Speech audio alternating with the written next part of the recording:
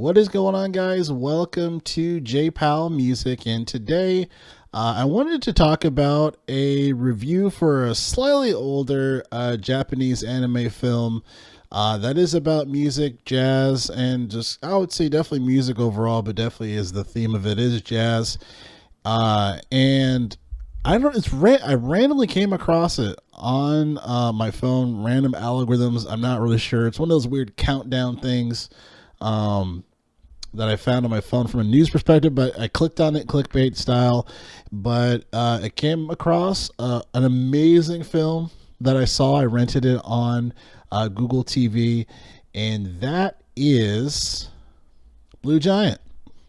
Blue Giant. So first time I've seen it, and it's funny. A lot of people ask me when I have my podcast or whatnot, or talk to various friends, ask me if I'm into Japanese anime, and usually I say no, just because a lot of Japanese anime seasons are so long, like 50, 60, 80 episode seasons, and I don't have time to watch anything that long now. Maybe when I did 10 years ago, but I don't have the energy or the time to do that. However, sometimes, and even sometimes 2 hours is pushing it, I can, if it's that good, I'll dedicate that 2 hour time for a film. So I think this is going to be my lane here. But back to the film, Blue Giant, man, this really captured my heart. It really captured my heart. And I don't say that lightly.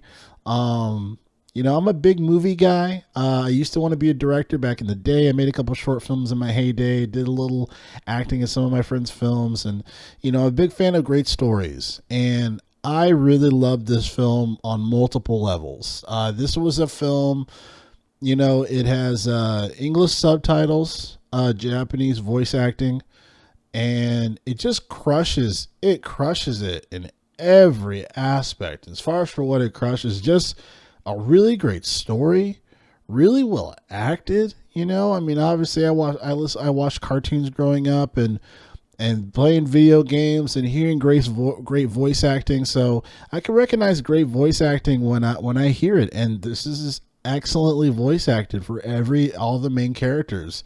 I think the story is really inspiring. And as far as for the story, for what it's about, it's about this 18-year-old kid, obviously in the middle here, and he wants to be the greatest saxophone player. And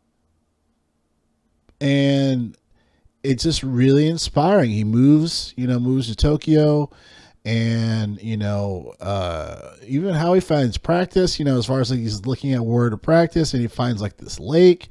So he ends up practicing in the lake, playing these melodies and songs and practicing scales and stuff like that.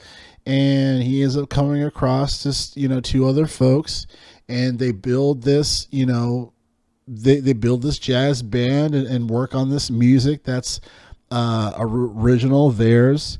And it's really incredible. It's a really incredible film. The music is great. Not just some of the music that they had from, there's a little excerpts from like Love Supreme, and then even Sunny Stitt was played at one time, and, various other, classic jazz tunes, but then also some like original stuff that one of the players in the band, wrote. But there's a lot of weaving in stories that were just very, very accurate and inspiring to a degree. So as far as continuing a little more details, he ends up running into, some friends or whatnot. And one of them runs into is a friend, and he is in school for something else that he didn't want to do. And he kind of gets interested in like percussion, because he asks him like, hey, like, can you, tap this can as I'm playing these scales so I'm in time, because first he meets the guy in the piano, and, which is a whole other dynamic, which we'll get into in a bit. But back to the friend that's tapping the can, he kind of gets interested in the music. And one of the brilliant things of the layers that it attaches to this is you kind of they go into the notion of, why is jazz, why is he like jazz? What is the interest of jazz to him? And he talks about the connection the spiritual emotional connection to it, playing there's a lot of emotion to it, and feeling, and you're playing in that notion, so the kid already understood, not saying like he knew he was the most advanced technical player or anything, but he already understood jazz for why jazz is, an important art form, his favorite type of music, but an important art form as far as for what it really means here. It's not some gatekeeping bullshit as far as like, oh, well, if you don't get it, you don't get it. Because I feel like a lot of people in jazz now, it's very gatekeepish, and I fucking hate it, so seeing a story where you have this character, he as far as being an emotional and driven, and you're playing in the moment, improvisation, and I know there's some folks in jazz where they don't like the word improvisation because I'm creating everything. It's like, get off your fucking high horse, like whatever, you know what I mean? Like the point is playing in the moment, not just technically playing, playing the chord tones and all that stuff, not the technical aspect, playing in the moment with the music, with other people, right? And having that emotional investment and connection. It's not, it's not just a contest of who plays better, right? It's not that. You're playing in the moment. And this kid understood that, and he communicated that to the kid that was hitting the camp.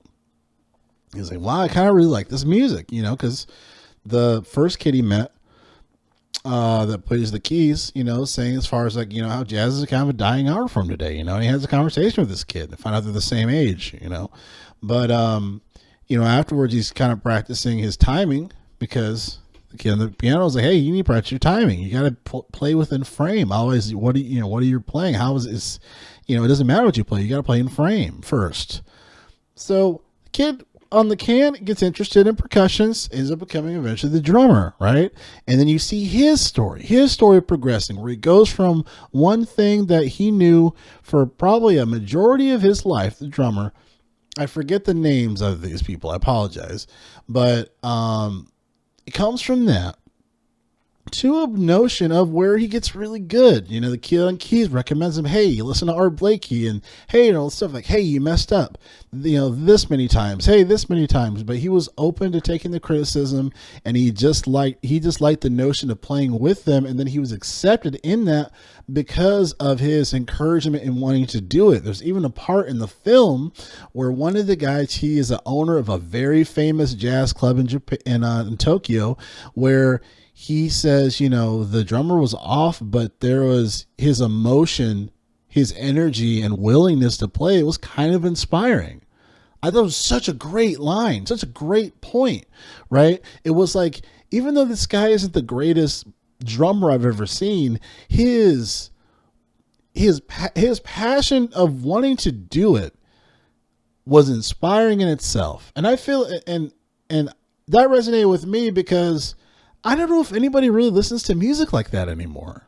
You know what I mean? Definitely not the not the younger generation is what I mean. But having that sense of having that ability to observe that, very powerful. And then there was, as he has his journey progressing into, a really great drummer. Even there's this one guy where he's been fought when they become a band and start playing. This guy ends up going to a lot of his shows, and he even approaches him and say, hey, you're getting better. And he says, what? What? He's like, I've been watching your shows for the past 7 months, and I've seen you grow into a really good musician. You're getting better, and that was an emotional moment for him. The guy in the keys, really beautiful story too. You feel like he was kind of second base comparative to like his sister, right? Playing piano. And, he had his struggles, and first the kid on the saxophone, main character, he really admired his playing, but then you realize at the point of the film, first there's one of the big recognitions or identifiers is that this kid with the sax, he is very gifted, very talented. But also, the kid on the keys, while the kid on the saxophone knows his talent, really likes it, the more he plays with him, the saxophone main character kind of says like, hey, like, you kind of play the same things a lot. And I thought that was a poignant thing, right? And he kind of gets offended by it. It's like, what are you talking about? Because the guy in the keys, he's been kind of keeping the band together in a sense from a technical aspect. For it's like, hey, we got to play in time. Hey, you're playing this wrong. You got to play in the pocket. Hey, you know, focus on on my bass notes when you're playing drums to keep you in time, rhythm, etc. But then once you get to a point where they're working on those things, and then the part of playing in the moment and improvisation, saxophone kid calls him out, you know. And that was a great part of the story too, where, you know, he gets challenged. But it's a challenge that's not new to him, because they go in this story where he's always wanted to improvise, but he's never really knew what that was like. He always just kind of focused on just kind of these lines that he knew, these technical things that he knew. And this is brought to light to him because he had a kind of a connection, or got his way in a connection, of the owner of this big jazz club, the big, most recognized jazz club, you know, in Tokyo. And when they first watch, he has the opportunity to, where the owner Jessica watches them play, and he gives us notes on the drummer, you know, the saxophone player is like, hey, this guy's gifted. He has something, you know. And then he says, out of all the people, right, he would think that he was one of the best people out of the three. The guy says, you're the worst. And he's like, what? He says, you're the worst. You focus too much on technical lines. You know, your solos are boring. You're not really playing in the moment. I'm not, you know, you're the worst one. And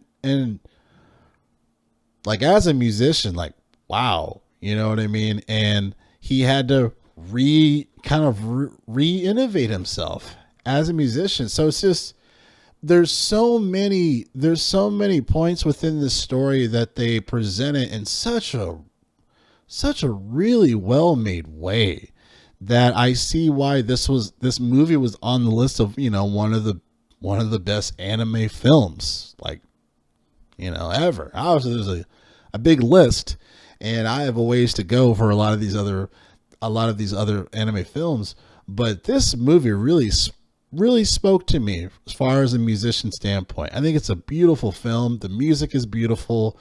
I love the ending. I won't spoil it. The name Blue Giant is actually a scientific term that they explain later in the film. But man, because I feel like for me as a musician, he'll speak for myself. You know, I feel like I've always just been chasing towards playing in the moment, right? Where you can just play with other people in a live notion and really feel that sensibility. You know, and I feel like a lot of musicians, you know, that maybe some musicians, they focus on certain things, right? You know, they focus on these framings, these technical abilities, you know, versus playing in the moment, you know. And I just feel like, obviously, jazz, you know, is the forefront of the film, you know, presenting all these things, but there's just a lot of really great learning lessons as a musician. So I think even if you don't like jazz, I would challenge you to still watch the film, because there's a lot of great takeaways in this. But yeah, I just love this film so much. I think it's great. Eventually I will buy it.